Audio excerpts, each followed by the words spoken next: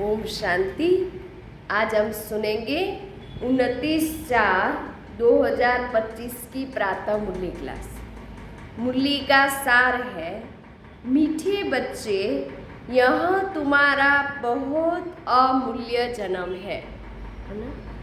इसी जन्म में तुम्हें मनुष्य से देवता बनने के लिए पावन बनने का पुरुषार्थ करना है। प्रश्न है, ईश्वरीय संतान कहलाने वाले बच्चों की मुख्य धारणा क्या होगी? क्या होगी? ईश्वरीय संतान कहलाने वाले बच्चों की मुख्य धारणा क्या होगी? क्या होगी मुख्य धारणा? उत्तर है, वह आपस में बहुत क्षीर खंड होकर रहेंगे।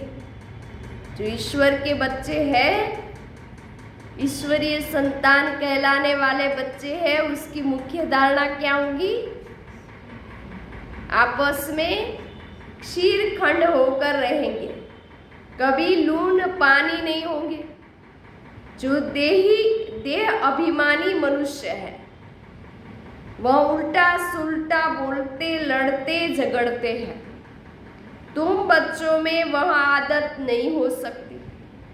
यहाँ तुम्हें देवी गुण धारण करने हैं, कर्मातीत अवस्था को पाना है। ओम शांति। पहले बाप बच्चों को कहते हैं, देही अभिमानी भव। देही माना शरीर विगत, आत्म अभिमानी। अपने को आत्मा समझो। गीता आदि में भल क्या भी है, परंतु वह सभी है भक्ति मार्ग के शास्त्र। बाबा कहते, मैं ज्ञान का सागर हूँ। तुम बच्चों को ज्ञान सुनाता हूँ। कौन सा ज्ञान सुनाते हैं बाबा? सृष्टि के अथवा ड्रामा के आदि मध्य अंत का ज्ञान सुनाते हैं। यह है पढ़ाई, हिस्ट्री और ज्योग्राफी है ना। भक्ति मार्ग में कोई हिस्ट्री ज्योग्राफी नहीं पढ़ते, नाम भी नहीं लेंगे। साधु संत आदि बैठ शास्त्र पढ़ते हैं। यह बाप तो कोई शास्त्र पढ़कर नहीं सुनाते। कौन? शिव बाबा।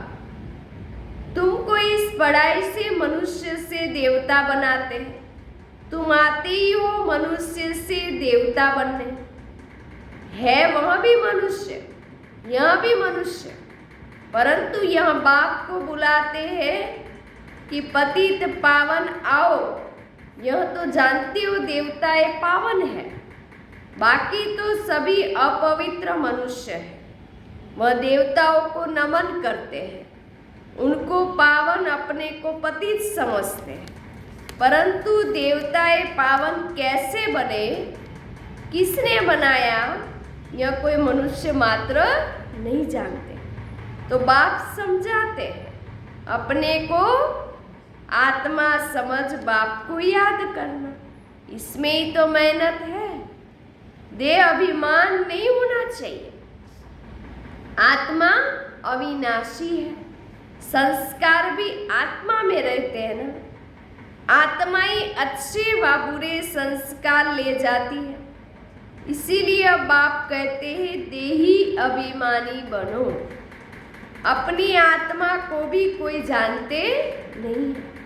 जब रावण राज्य शुरू होता है तो अंधियारा मार्ग शुरू हो जाता है।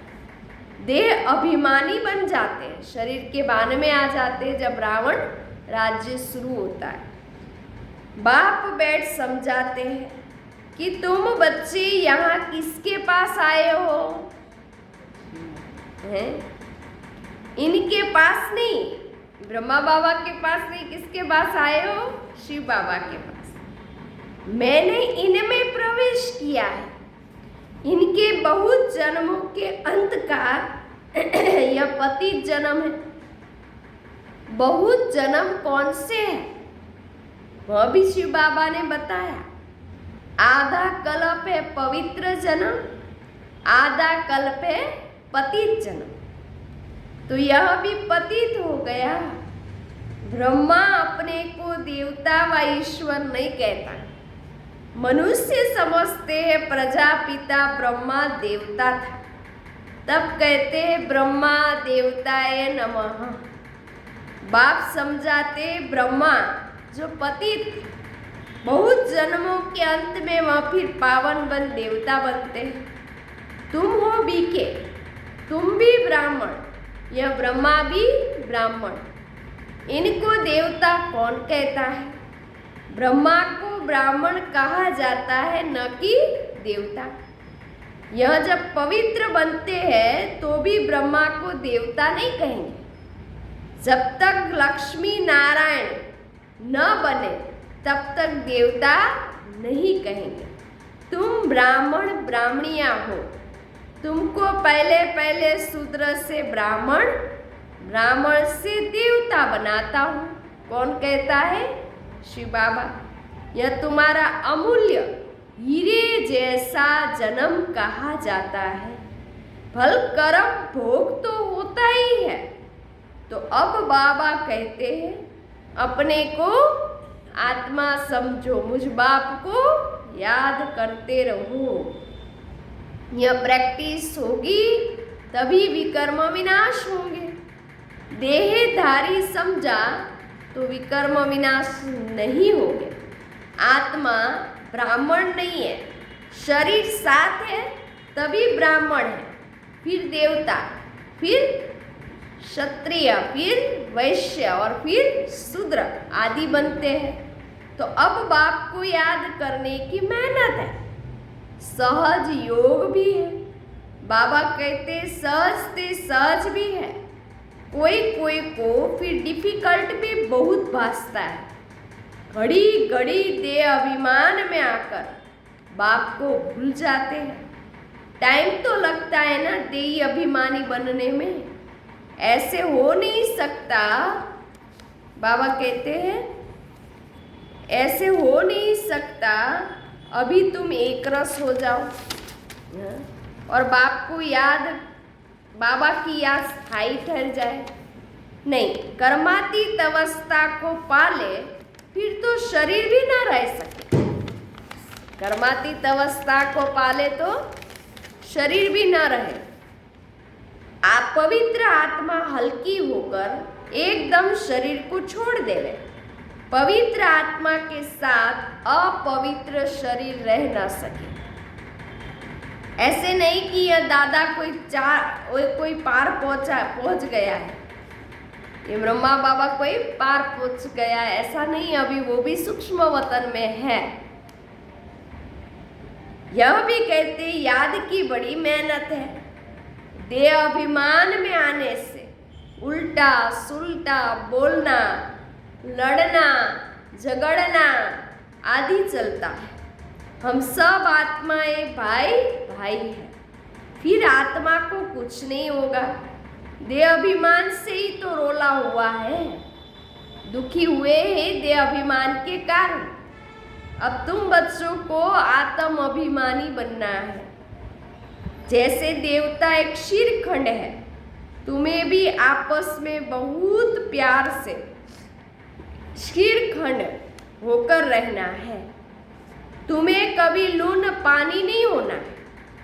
जो देह अभिमानी मनुष्य है वह उल्टा सुल्टा बोलते, लड़ते, झगड़ते हैं। तुम बच्चों में वह आदत नहीं होनी चाहिए। बाबा कहते तुम बच्चों में वो आदत नहीं हो सकती। यहाँ तो तुमको देवता बनने के लिए देवी गुण धारण करने हैं, कर्मातीत अवस्था को पाना है।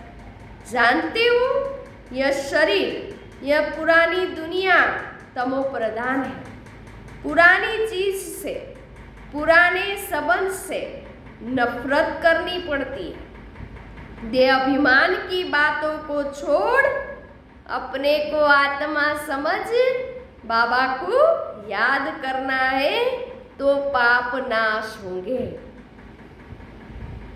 बहुत बच्चे याद में फेल होते हैं, ज्ञान समझाने में बड़े तीखे जाते हैं, परंतु याद की मेहनत बहुत बड़ी है, बड़ा इम्तिहान है।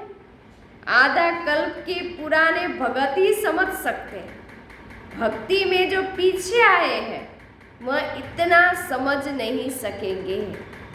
बाबा इस शरीर में आकर कहते हैं मैं हर 5000 वर्ष बाद आता हूँ, मेरा ड्रामा में पार्ट है और मैं एक ही बार आता हूँ यह संगम युग पर। बाबा कहते हैं यह वही संगम युग है, लड़ाई भी सामने खड़ी। यह ड्रामा है ही 5000 वर्ष का। कलयुग की आयु अभी 40,000 वर्ष और हो तो पता नहीं क्या हो जाए।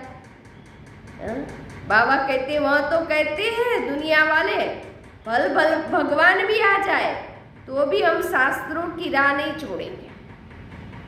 यह भी पता नहीं है कि 40,000 वर्ष बाद कौन सा भगवान आएगा।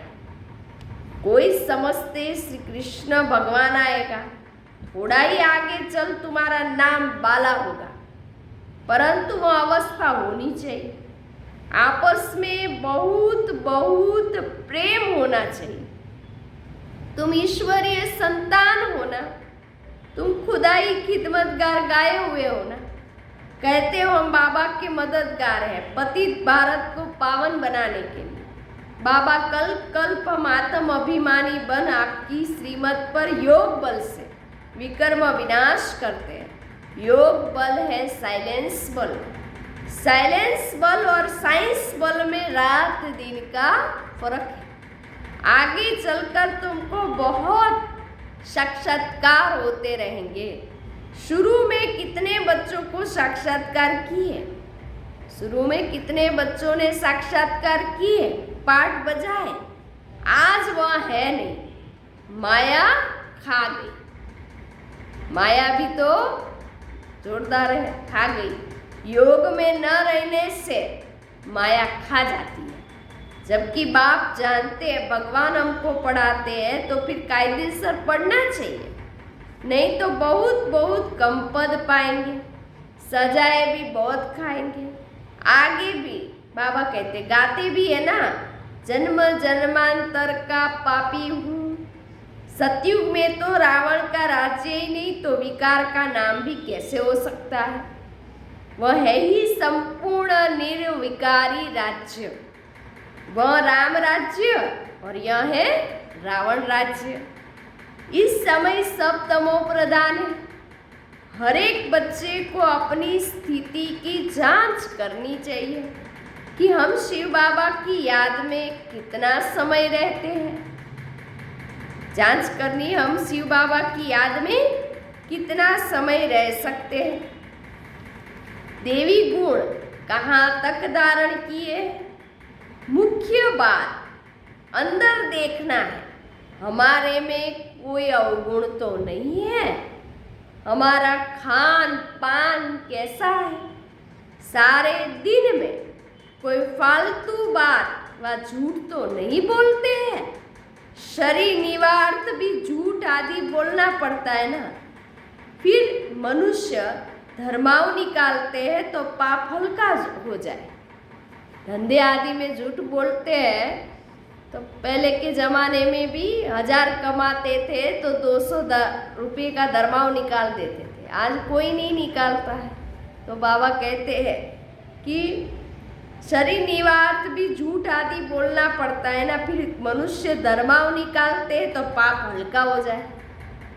अच्छा कर्म करते हैं तो उसका भी रिटर्न मिलता है। कोई ने हॉस्पिटल बनवाया तो अगले जन्म में अच्छी हेल्थ मिलेगी। कॉलेज बनवाया तो अच्छा पढ़ेंगे। परंतु पाप का प्रायश्चित क्या है? पाप का प्रायश्चित क्या है? उसके लिए फिर गंगा स्नान करने जाते हैं। बाकी जो धन दान करते हैं तो उसका दूसरे जन्म में मिल जाता है। उसमें पाप कटने की बात नहीं रहती। वह होती है धन की लेन देन। ईश्वर अर्थ किया, ईश्वर ने अल्पकाल के लिए दे दिया। यहाँ तो तुमको पावन बनना है, सिवाय बाप की याद के और कोई उपाय ही नहीं है। पावन फिर पतित दुनिया में थोड़ी रहेंगे। वह अक्सर बाबा कहते हैं वह ईश्वर अर्थ करते हैं इनडायरेक्ट, भक्ति मार्ग में करते हैं इनडायरेक्ट। अभी तो ईश्वर कहते हैं मैं सन्मुख आया हूं पावन बनाने, मैं तो दाता हूं, मुझे तुम देते हो तो मैं रिटर्न में देता हूं, मैं थोड़ी अपने पास रखूंगा।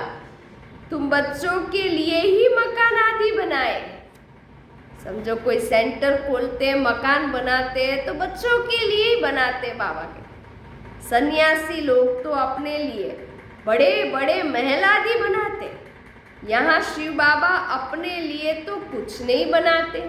शिव बाबा को तो अपना शरीर ही नहीं है, अपने लिए कुछ नहीं बनाते। कहते इसका रिटर्न तुमको 21 जन्मों के लिए नई दुनिया में मिलेगा, क्योंकि तुम सन्मुख लेन देन करते हो ना। पैसा जो देते हो वह तुम्हारे ही काम लगता है। भक्ति मार्ग में भी दाता हूँ तो अभी भी दाता हूँ। वह है इनडायरेक्ट और यह है डायरेक्ट। बाबा तो कह देते हैं जो कुछ है उससे जाकर सेंटर खोलो। समझे क्या कहते बाबा?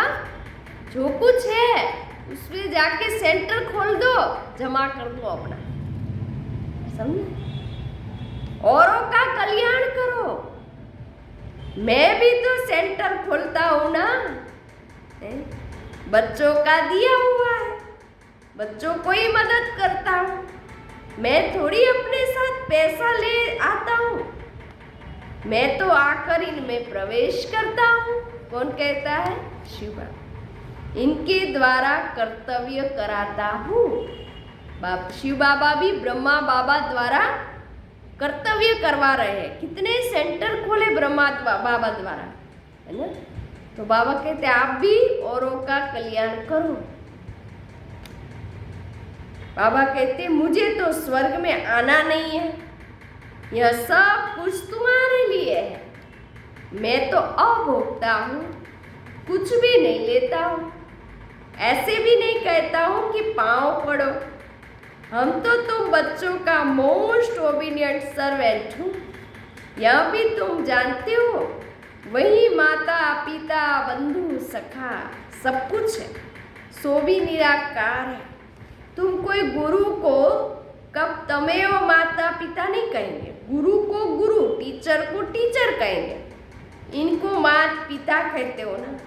बाबा कहते मैं कल एक ही बार आता हूँ। तुम ही 12 मास बाद जयंती मनाते हो, परंतु शिव बाबा कब आया, क्या किया, यह किसी को भी पता नहीं। ब्रह्मा विष्णु शंकर के भी एक्यूपेशन का पता नहीं, क्योंकि ऊपर में शिव का चित्र उड़ा दिया है। नहीं तो शिव बाबा करण करावनहार है, ब्रह्मा बाबा कराते हैं। बाबा कहते हैं ब्रह्मा बाबा द्वारा कराते हैं। यह भी तुम बच्चे जानते हो, कैसे आकर प्रवेश कर इनमें और करके दिखाते हैं। गोया खुद कहते हैं तुम भी ऐसे करो। एक तो अच्छी रीति पढ़ो, बाप को याद करो, देवी गुण धारण करो।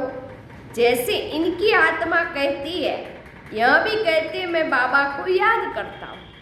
बाबा भी जैसे साथ में है, तुम्हारी बुद्धि में है हम नई दुनिया के मालिक बनने वाले हैं।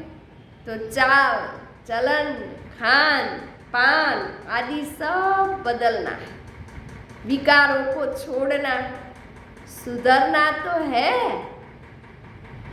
जैसे जैसे सुधरेंगे फिर शरीर छोड़ेंगे तो उच्च कुल में जन्म लेंगे। नंबरवार कुल के भी होते हैं, यहाँ भी बहुत अच्छी कुल होते हैं। 4-5 भाई सब आपस में इकट्ठे रहते हैं, कोई झगड़ा आदि नहीं होता है। अभी तुम बच्चे जानते हो हम अमर लोक में जाते हैं, वहाँ काल नहीं खाता। अमर लोक में काल नहीं खाता, डर की कोई बात नहीं है। यहाँ तो दिन प्रतिदिन डर बढ़ता जाएगा, बाहर निकल नहीं सकेंगे। अभी तो बाहर भी निकल सकते, फिर तो बाहर भी नहीं निकल सकेंगे। यह भी जानते हो, यह पढ़ाई कोटों में कोई ही पढ़ेगे, कोई तो अच्छी रीति समझते, लिखते भी है बहुत अच्छा, ऐसे बच्चे भी आएंगे जरूर। राजधानी तो स्थापन होनी है ना, बाकी थोड़ा टाइम बचा है। कितना? थोड़ा, अब इतना समय है नहीं। बाप उन पुरुषार्थी बच्चों की बहुत बहुत महिमा करते, जो याद की यात्रा में तीखी दौड़ी लगाने वाले। मुख्य है याद की बात, इससे पुराने हिसाब किताब चुकतू होते याद से। कोई बच्चे बाबा को लिखते, बाबा हम इतने घंटे रोज याद करता हूँ। तो बाबा भी समझते हैं यह बहुत पुरुषार्थी बच्चा है, पुरुषार्थ तो करना है ना। इसीलिए बाबा कहते आपस में कभी भी लड़ना झगड़ना नहीं चाहिए। यह तो जानवरों का काम है, लड़ना झगड़ना जानवरों का काम है। लड़ना झगड़ना यह है देह अभिमान, बाप का नाम बदनाम कर देंगे। बाप के लिए ही कहा जाता है सतगुरु का निंदक ठोर न पावे। साधुओं ने फिर अपने लिए कह दिया है, तो माताएं उससे बहुत डरती है कि कोई श्राप ना मिले, कोई श्राप ना मिल जाए। अभी तुम जानते हो मनुष्य से देवता बन रहे, सच्ची सच्ची अमर कथा सुन रहे। कहते हो हम इस पाठशाला में आते हैं श्री लक्ष्मी नारायण का पद पाने के लिए, और कहा ऐसे कहते नहीं है, और कई जगह कोई कहते हैं ऐसा नहीं। अभी हम जाते अपने घर, इससे बाबा कहते इसमें याद का पुरुषार्थ ही मुख्य है। आधा कल्प बाद बाबा कहते अभी हम जाते अपने घर, इसमें याद का पुरुषार्थ ही मुख्य है। आधा कल्प याद नहीं किया है, अब एक ही जन्म में याद करना है। यह है मेहनत, याद करना है, देवी गुण धारण करना है। कोई पाप कर्म किया तो 100 गुणा दंड पड़ जाएगा। बाबा कहते पुरुषार्थ करना है, अपनी उन्नति करनी है। आत्मा ही शरीर द्वारा पढ़कर बैरिस्टर व सर्जन आदि बनती है ना। यह लक्ष्मी नारायण पद तो बहुत ऊंचा है ना, आगे चल तुमको साक्षात्कार बहुत होंगे। तुम हो सर्वोत्तम ब्राह्मण कुल भूषण, स्वदर्शन चक्रधारी। कल पहले भी यह ज्ञान तुमको सुनाया था, फिर तुमको सुनाते हैं। तुम सुनकर पद पाते हो, फिर यह ज्ञान प्रालोप हो जाता है। बाकी यह शास्त्र आदि सब है भक्ति मार्ग के। अच्छा, मीठे मीठे सिकिलदे बच्चों प्रति माता पिता बाप दादा का याद प्यार और गुड मॉर्निंग। रूहानी बाप की रूहानी बच्चों को नमस्ते। हम रूहानी बच्चों की रूहानी बाप दादा को याद प्यार गुड मॉर्निंग नमस्ते नमस्ते नमस्ते। सदा रहो हंसते। मैं कौन? आत्मा। मेरा कौन? शिव बाबा। कहाँ जाना? परम धाम। बाबा थैंक यू, बाबा शुक्रिया, मेरा बाबा, मीठा बाबा, प्यारा बाबा, लाडला बाबा, वाह बाबा वाह, धन्यवाद बाबा। धारणा के लिए मुख्य सार, पहली पॉइंट्स, अंदर अपनी जांच करनी है। क्या जांच करनी है? हम बाबा की याद में कितना समय रहते हैं, देवी गुण कहाँ तक धारण किए हैं, हमारे में कोई अवगुण तो नहीं है, हमारा खान पान चाल चलन रॉयल है, फालतू बातें तो नहीं करते, झूठ तो नहीं बोलते, दूसरी पॉइंट्स, याद का चार्ट बढ़ाने के लिए अभ्यास करना है। हम सब आत्माएं भाई भाई हैं, ये अभ्यास करना है। हम आत्माएं भाई भाई हैं। देह अभिमान से दूर रहना है, अपनी एक रस स्थिति जमानी है, इसके लिए टाइम देना है। वरदान है, पांचों तत्वों और पांचों विकारों अपना सेवादारी बनाने वाले मायाजीत स्वराज्य अधिकारी भव। जैसे सतयुग में विश्व महाराजा व विश्व महारानी की राजाई ड्रेस को पीछे से दास दासियां उठाते हैं, ऐसे संगम युग पर आप बच्चे जब मायाजीत स्वराज्य अधिकारी बन टाइटल्स रूपी ड्रेस से सजे सजाए रहेंगे, तो ये 5 तत्व और ये 5 विकार आपकी ड्रेस को पीछे से उठाएंगे, अर्थात अधीन होकर चलेंगे। इसके लिए दृढ़ संकल्प की बेल्ट से टाइटल्स की ड्रेस को टाइट करो।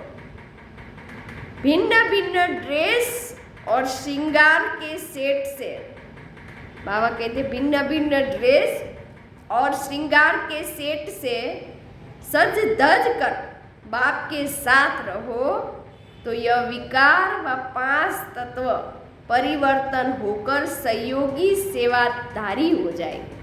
अच्छा, स्लोगन, जिन गुणों व शक्तियों का वर्णन करते हो उनके अनुभवों में खो जाओ। अनुभव ही सबसे बड़ी अथॉरिटी है। यह व्यक्ति इशारे कंबाइंड रूप की स्मृति से सदा विजयी बनो। स्वयं को बाप के साथ कंबाइंड समझने से विनाशी साथी बनाने का संकल्प समाप्त हो जाएगा, क्योंकि सर्वशक्तिवान साथी है। जैसे सूर्य के आगे अंधकार ठहर नहीं सकता, वैसे सर्वशक्तिवान के आगे माया का कोई भी व्यर्थ संकल्प ठहर नहीं सकता। कोई भी दुश्मन वार करने से पहले अकेला बनाता है, इसीलिए कभी अकेले नहीं बनो। शिव बाबा सर्वशक्तिवान को साथ रखना। अच्छा, ओम शांति।